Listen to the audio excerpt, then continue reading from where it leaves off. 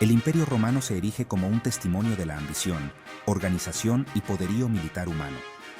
En su apogeo, el alcance de Roma se extendía por vastas extensiones de Europa, el norte de África y Oriente Medio.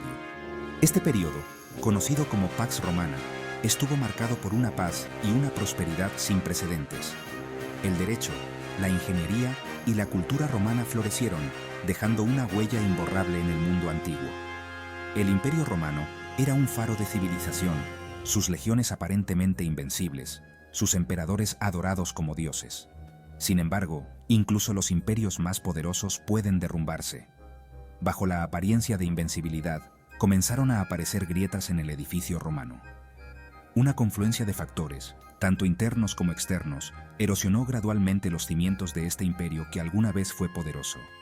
Se sembraron las semillas de la decadencia, poniendo en marcha una cadena de acontecimientos que conducirían finalmente a la caída del Imperio Romano de Occidente. La economía romana, antaño la envidia del mundo conocido, comenzó a flaquear. Las guerras constantes y el gasto excesivo en fastuosos espectáculos públicos agotaron las arcas imperiales.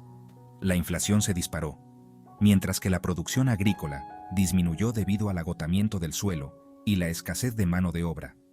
La mano de obra esclava, antes fiable, alimentada por las conquistas romanas, disminuyó a medida que el imperio dejaba de expandirse. La inestabilidad política asoló el imperio, con emperadores a menudo asesinados o derrocados. La corrupción era rampante, erosionando la confianza del público en la clase dominante. El ejército romano, antaño pilar del poder del imperio, se enfrentaba a sus propios retos. Las guerras constantes habían pasado factura, y el reclutamiento era cada vez más difícil.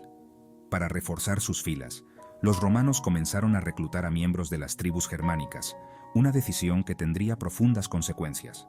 Estos soldados germanos, aunque feroces guerreros, carecían de lealtad a Roma y a menudo resultaban poco fiables.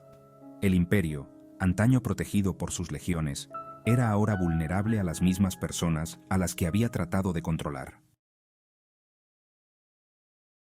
La decadencia del Imperio Romano fue un proceso gradual, salpicado de periodos de crisis y agitación. Una de esas crisis fue la batalla de Adrianópolis en el año 378 después de Cristo, donde el ejército romano sufrió una aplastante derrota a manos de los visigodos, una tribu germánica. Esta derrota conmocionó al imperio, dejando al descubierto la vulnerabilidad de las otrora poderosas legiones.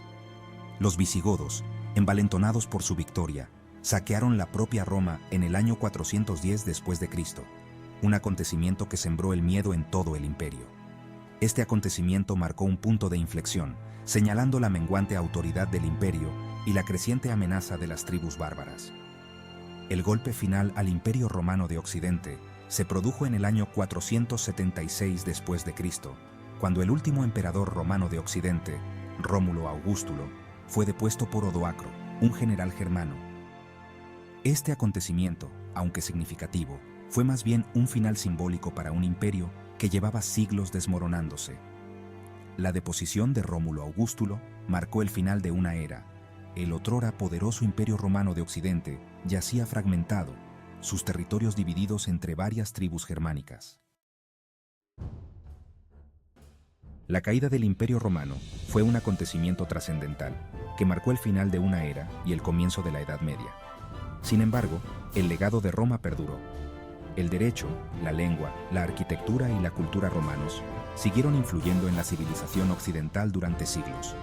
Puede que el Imperio Romano haya caído, pero sus aportaciones al arte, la literatura, la filosofía y el derecho sentaron las bases de la civilización occidental.